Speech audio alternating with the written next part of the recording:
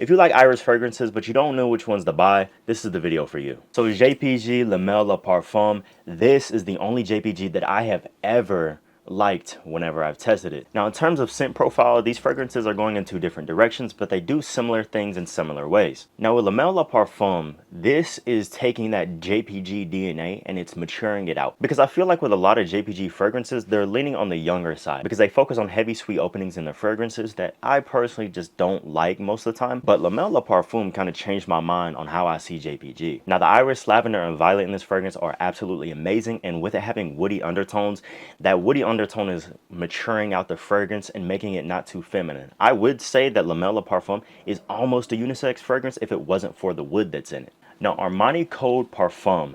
Now this fragrance does go in another direction. It still has that nice iris and violet in it that makes it a good, clean combination to have. But it does a completely different thing than Le Male Parfum does. I feel like Armani Code Parfum is so much more mature. It doesn't have any lavender in it compared to Le Male Parfum, and it's also earthy. So I would say Armani Code Parfum is more aligned with my personal taste, but I think Le Male Parfum also does a great job.